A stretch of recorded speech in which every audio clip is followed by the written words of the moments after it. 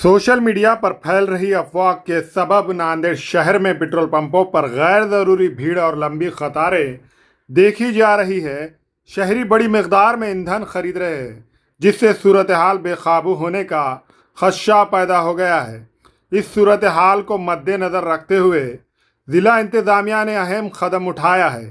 नए फैसले के मुताबिक अब पेट्रोल पंपों पर बिना गियर वाली गाड़ियों को 200 रुपये, गियर वाली दोपहिया गाड़ियों को 300 रुपये, जबकि 4 पहिया गाड़ियों को 1500 रुपये तक का ही ईंधन दिया जाएगा।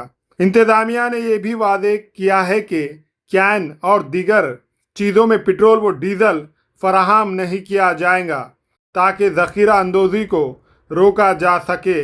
ज़िला कलेक्टर ने अवाम से अपील की है कि वह अफवाहों पर यकीन ना करे, सब्र व तहम्मुल का मुजाहरा करे और सिर्फ ज़रूरत के मुताबिक ही ईंधन खरीदे, ताकि किसी भी किस्म की मसनूई खिल्लत से बचा जा सके।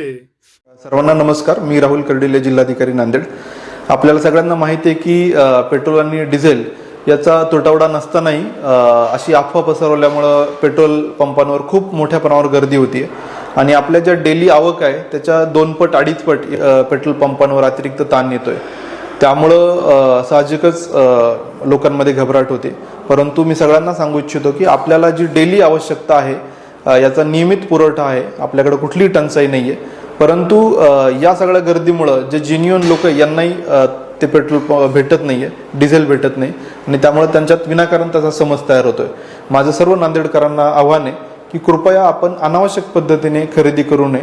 बऱ्याच ठिकाणी आपण मशागतीच्या कामांना तसा अवकाश असतानाही शेतकरी मंडळी मोठ्या प्रमाणात कॅन घेऊन या पद्धतीने पेट्रोल पंपावर येतात। तर हे पण आम्ही पेट्रोल पंप चालकांना आवाहन केले की कुठल्याही वेगळी किंवा छोट्या पद्धतीने कॅनमध्ये अशी कुठलीही विक्री आपण करू नये। तर हे आवाहन केल्यानंतरही काही ठिकाणी आम्हाला असं लक्षात आलं की अजूनही ती गर्दी आहे। त्यामुळेच आम्ही आज रेशनिंगचा निर्णय घेतलाय। ज्या आपल्या मोपेड आहेत, म्हणजे गिअर विरहित दुचाकी आहे, त्यांना 200 रुपये, गिअर असलेल्या गाड्यांना दुचाकींना 300 रुपये आणि 4 चाकी वाहनांना 1500 रुपयापर्यंतच आपल्याला इंधन देता येईल, असं आम्ही आज सर्व पेट्रोल पंप चालकांना ऑर्डर इश्यू करतोय।